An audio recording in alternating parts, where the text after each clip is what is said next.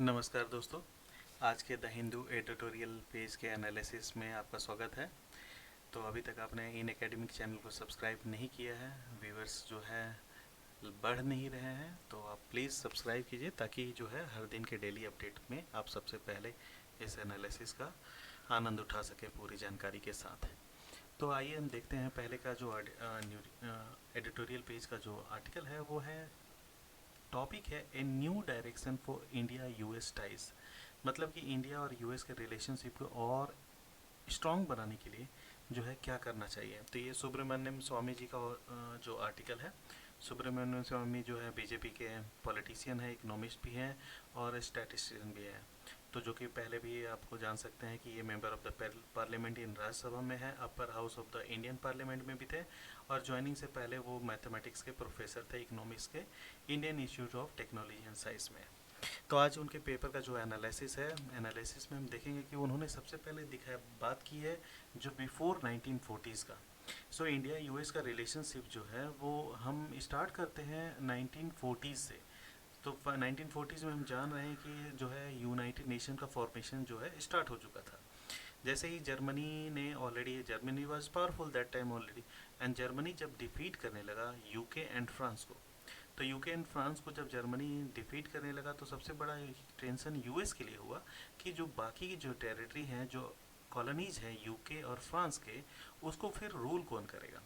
तो ये बहुत बड़ा क्वेश्चन मार्क था यूनाइटेड स्टेट्स के लिए, क्योंकि वो कोई भी कंट्री को ऐसे ही हाथ से जाने नहीं देना चाहता था।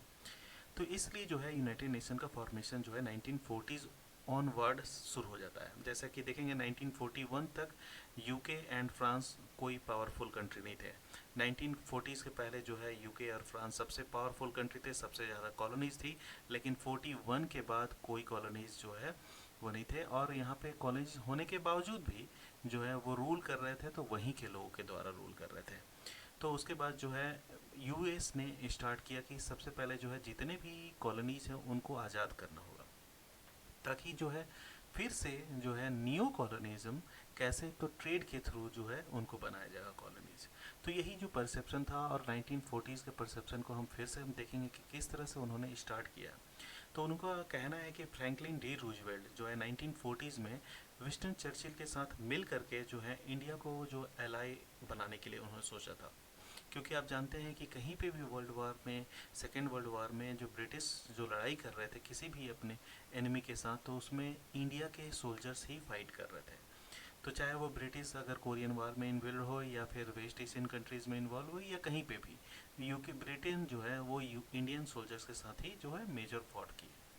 तो वहाँ पे जो है यूएस का जो है उन्होंने परसेप्शन दिया कि यूके को, कि इंडिया को इंडिपेंडेंस देने के लिए, तो वहाँ पे ब्रिटेन का जो है ऑप्शन उन्होंने सबसे पहले तो रिफ्यूज़ कर दिया, लेकिन उन्होंने ये आश्वस्त किया कि जो है India would achieve freedom sooner rather than later.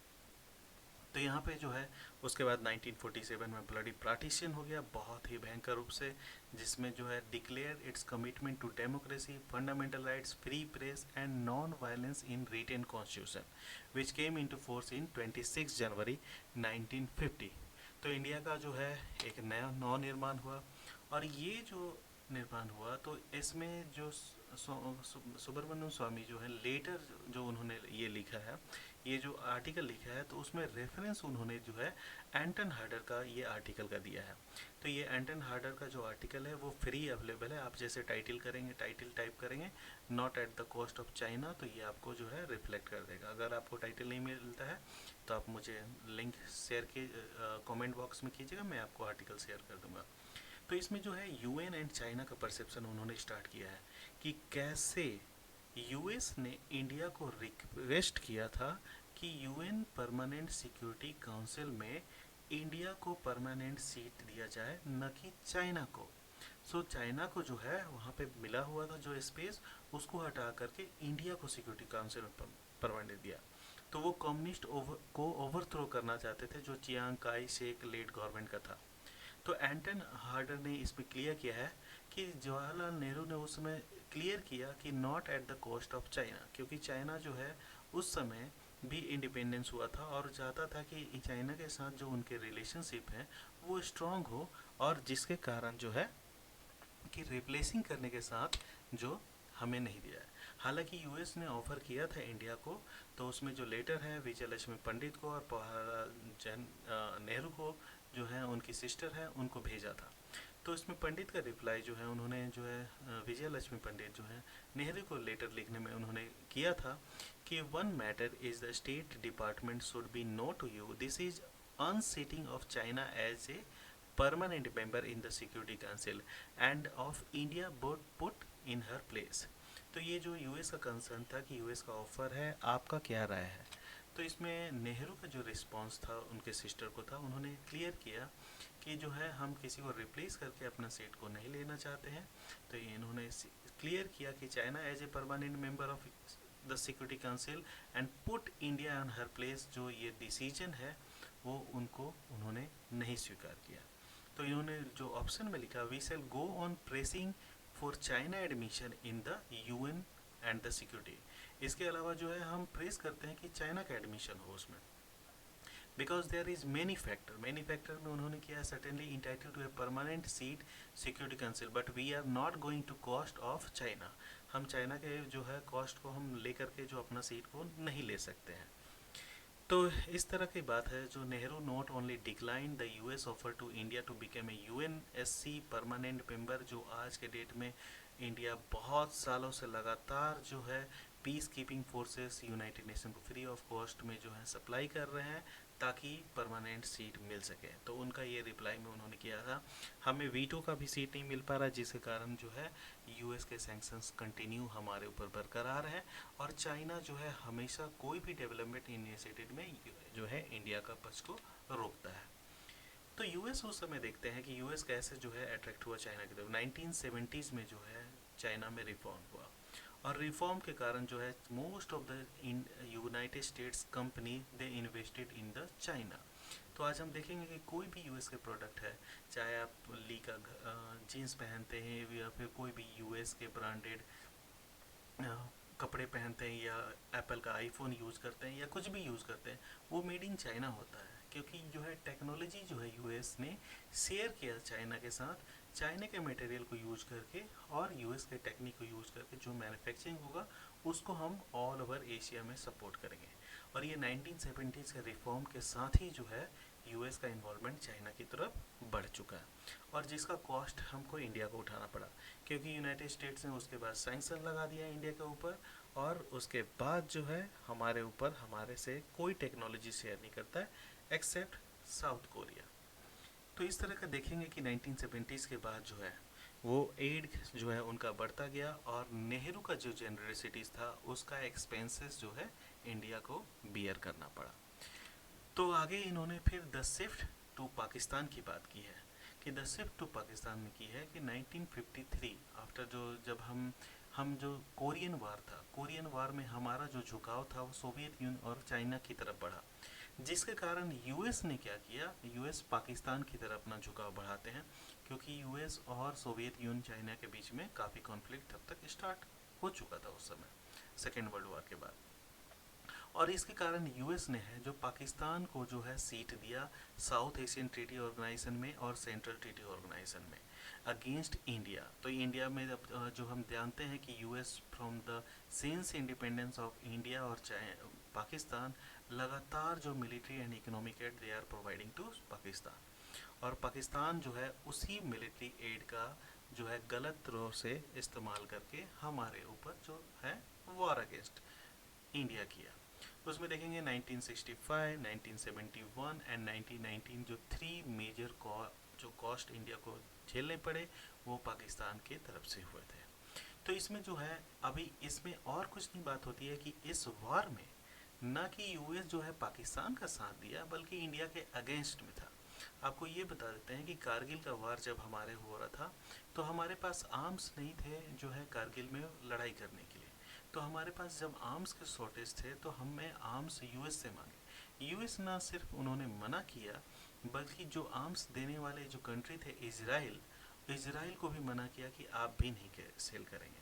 तो हम जानते हैं कि हम सोवियत यूनियन के मेजर अलाई थे 1989 तक, लेकिन 89 के बाद कोलैप्स होने के बाद सोवियत यूनियन से हमारा नाता बिल्कुल आर्म्स के मामले में ख़त्म हो गया। तब हम इजराइल के ऊपर पूरे डिपेंडेंसी थे।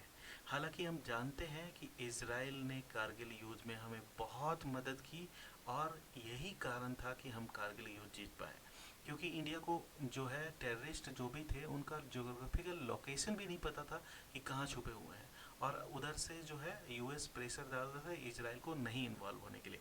हालांकि फिर भी इजराइल के इन्वॉल्वमेंट से उन्होंने ना ही आर्म्स सप्लाई किया बल्कि उनके लोकेशन को भी बताया ताकि जो है इंडिया अटैक करके कारगिल पे जीत सके।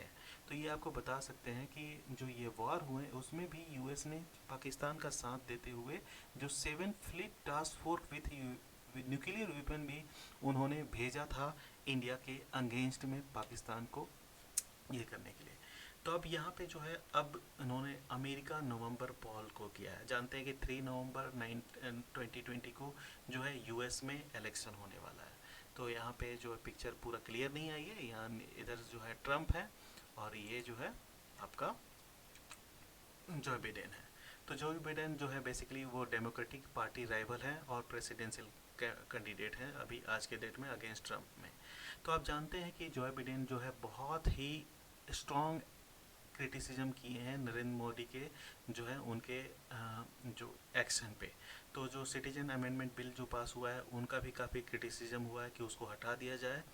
और दूसरा इन्होंने जो किया है कि बहुत क्रिटिसिज्म जो है बिडेन ने किया है कि जो S-400 जो हम लोगों ने एयर डिफेंस मिसाइल जो रशिया से हम लोगों ने परचेज किया है उसको भी इन्होंने रिफ्यूज़ किया, क्योंकि हमने दूसरा भी चीज़ एक है कि हमने रिफ्यूज़ किया कि हम अपने सैनिक जो है अफ़गानिस्तान में नहीं भेजेंगे। इनका कहना था कि अफ़गानिस्तान में इंडियन सोल्जर्स चले जाएंगे तब जा कर के जो है वहाँ से हम यूएस के सोल्जर वापस चले जाएंगे। तो इस कंडीशन में क्या होगा कि यूएस के सोल्जर जब वापस चले जाएंगे तो वहाँ पे इंडियन सोल्जर जो है शांति बनाने का काम जारी रखेंगे। तो इस तरह का हम देखेंगे कि एक जो एटमॉस्फेयर जो है रिक्वेस्ट है उसको भी हम लोगों ने टुकरा के दिया है। हालांकि इन्होंने फिर बात करते हैं जो प्राइम मिनिस्टर चंद्रशेखर की उदाहरण देते हुए कि जो है हमेशा यूएस जो है वो एक हाथ से लेना चाहता है तो दूसरे हाथ से देना चाहता है। तो चंद्रशेखर आज़ाद ने भी उसी तरह का जो किया था। हालांकि इनका टेन्योर बहुत कम था, जो नवंबर 1990 से जून 1991 तक ही था। तो उस बीच में चंद्रशेखर आज़ाद जो हमारा जानते हैं कि हमारे कंट्री भी उस समय 1991 जो है इकोनॉमिक क्राइसिस से हम लोग झेल रहे थे, क्योंकि after the collapse of Soviet union हमारा ऑलमोस्ट सारा कुछ जो रिलेशनशिप था वो भी ख़त्म हो गया, क्योंकि एक ही कंट्री पे डिपेंडेंसी हमारा बहुत ज़्यादा था और जिसके कारण जो इंडिया को झेलना पड़ा और इकोनॉमिक क्राइसिस 1991 में आया। इंडिया के पास इतना भी पैसा नहीं था कि 100 दिन तक कंट्री के इकोनॉमी को चला सके। तो उस कंडीशन में जब बहुत पैसे की ज़रूरत थी तब इन्होंने जो है सुब्रमण्यम स्वामी अपनी बात करते हैं कि उन्होंने चंद्रशेखर आज़ाद के सामने अपनी बात रखी कि हम क्या करते हैं कि जो है कम जो है पूरे कम इंटरेस्ट पे फ्री लोन का हम जो है ट्राई करते हैं कि हम लोग जो है free loan concessional rate of interest के लिए। तो ये कैसे तैयार हो गए आईएमएफ से लेने के लिए? तो ये जानते हैं कि आईएमएफ के पूरे जो है कंट्रोल जो है यूएस का है। तो यूएस उसको तो जब तक स्वीकार नहीं करेगा जब तक हम उनको कोई फ़ायदा नहीं होता है। तो इन्होंने सबसे पहली बात किया कि जो है उनके आग्रह पे इंडिया ने एग्री किया कि जो वार चल रहा था, जो गल्फ वार हो रहा था, उसमें जो यूएस के जो प्लेन थे वो फिलीपींस से सऊदी अरेबिया की तरफ जा रहे थे तो वो रीफ्यूल कर सकते हैं इंडिया में war against Iraq occupied Kuwait. तो इसके बदले में जो है US ambassador daily about but said it was conditional to getting 2 billion loan, यानी कि 2 बिलियन लोन जो है कंडीशन पे उन्होंने देने के लिए तैयार हुआ। आगे जो है इनका जो एक्सपेक्टेशन है कि जो इन्होंने बोल दिया है इन सिंक्रोनी कि India US relation require to give and take on both side, अगर हमें एक हाथ से देंगे कुछ तभी एक हाथ से लेंगे। तो इन्होंने एग्जाम्पल में डीलिंग विद लद्दाख कॉन्फ्रंटेशन को रखा है कि लाइन ऑफ एक्चुअल कंट्रोल जो चाइना का ऑक्यूपेशन हो रहा है उसके कारण जो है हम इसको डील कर सकते हैं, क्योंकि मेजर सुपर पावर जो है अगर यूनाइटेड स्टेट्स का साथ अभी भी इंडिया के साथ ही है लेकिन कभी भी पीछे जा सकता है। इंडिया का अगर कोर फंड में आगे करने के बाद अगर पीछे ले लिया तो इंडिया का सिचुएशन पोजीशन ऐसा नहीं है कि हम चाइना के अगेंस्ट फाइट कर सकें। तो दूसरा है जो है India needs US hardware military equipment, India does not need US troop. इन्होंने कहा कि हमें यूएस की ट्रूप की ज़रूरत नहीं है लेकिन मिलिट्री इक्विपमेंट का ज़रूरत है।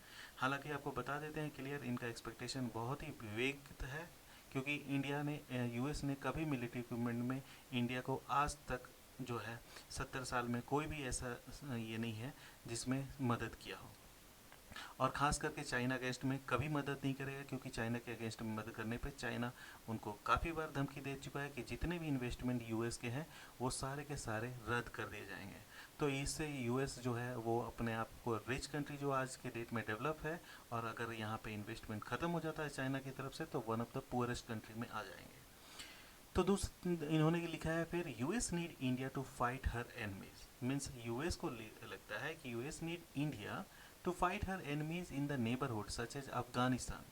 तो ये सलाह से गलत बात है। अफगानिस्तान के साथ जो इंडिया का नेशन बिल्डिंग अप्रोच है वो बहुत अच्छे तरीके से चल रहा है।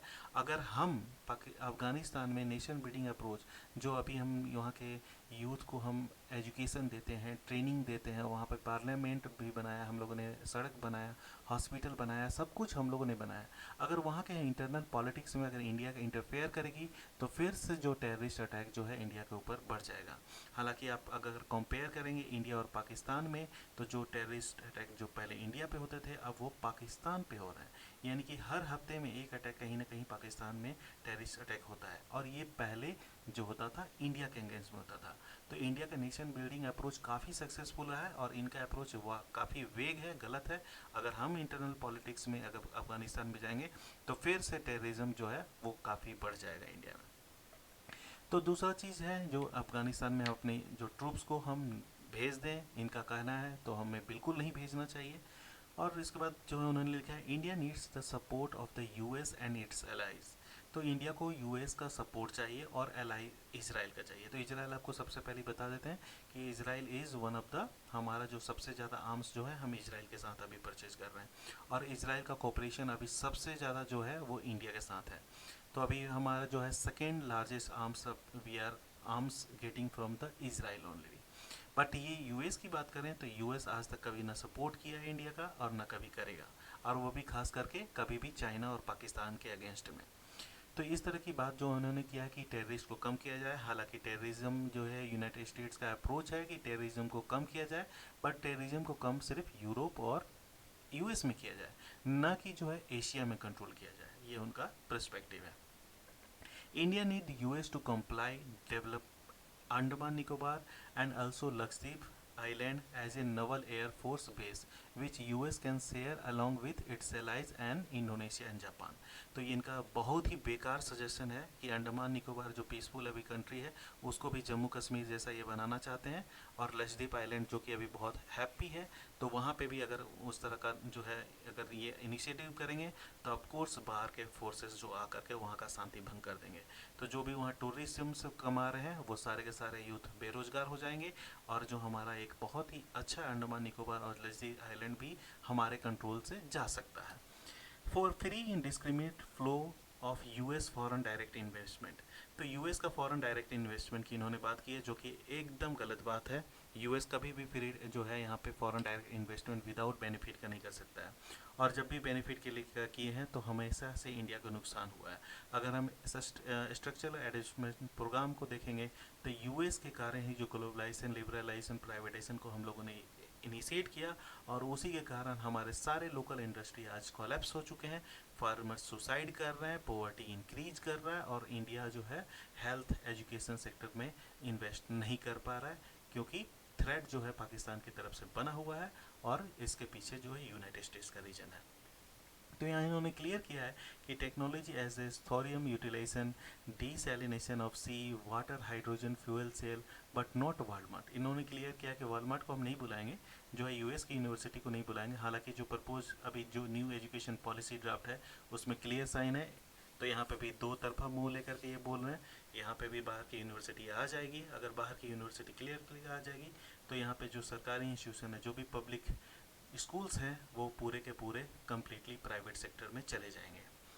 तो यहाँ पे उन्होंने बताया कि US must allow India export of agriculture product including Bose, Indian milk and other highly जो प्राइसेस इन्वॉल्व। सबसे पहली बात बता दें कि इंडिया का प्रोडक्ट जब यूएस में जाता है तो यहाँ से 10 रुपये का प्रोडक्ट वहाँ पे जो है 12 रुपये 15 रुपये में बिकता है, तब यहाँ पे इंडिया को फ़ायदा हो जाता है। अब अगर जो प्रोडक्ट हम यूएस भेज रहे हैं वहाँ पे यूएस में इनका दाम जो पहले से ही 5 रुपये 6 रुपये होता है, क्योंकि सब्सिडीज़। इससे पहले भी जो है 1991 में इंडिया ने सप्लाई करने की कोशिश की, लेकिन इंडिया का प्रोडक्ट जब पहुँचते पहुँचते अगर बाहर यूएस के मार्केट में 10 रुपये का होता था तो यूएस वहाँ पे सब्सिडी अपने किसानों को दे करके वहीं के प्रोडक्ट को 8 रुपये और 6 रुपये कर देती थी। तो इंडिया का प्रोडक्ट कोई परचेज नहीं कर पाता था और हमारे माल रखे रखे सड़ जाते थे और ख़राब हो जाते थे। ना ही पैसा मिल पाता था यहाँ के किसानों को, ना ही गवर्नमेंट को मिल जाता था। तो ये इनका जो यहाँ पे एक्सपेक्टेशन है वो भी सरासर बिल्कुल गलत है। अदर जो है FDI should be allowed into India selectively from abroad, include from the US based on the economic theory of comparative advantage and not on subsidies gratis।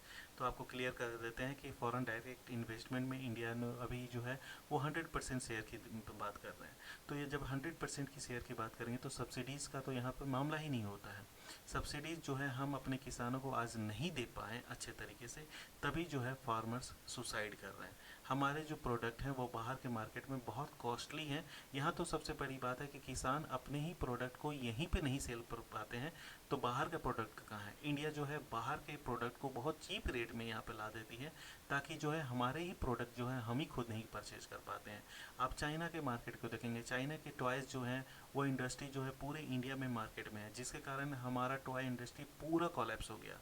अगर हम हार्डवेयर टूल्स की बात करेंगे तो इंडिया के हार्डवेयर टूल्स इंडस्ट्री पूरे के पूरे कंप्लीट ख़राब हो चुके हैं, क्योंकि जो है चाइनीज़ इंपोर्ट करते हैं। क्लोथ मार्केट का अगर कपड़े की बात करते हैं तो चाइना के कपड़े जो है मार्केट में हमारे इंडिया मार्केट में आकर के यहाँ के भी क्लोथ इंडस्ट्री जो है वो काफ़ी ख़राब कर चुके हैं।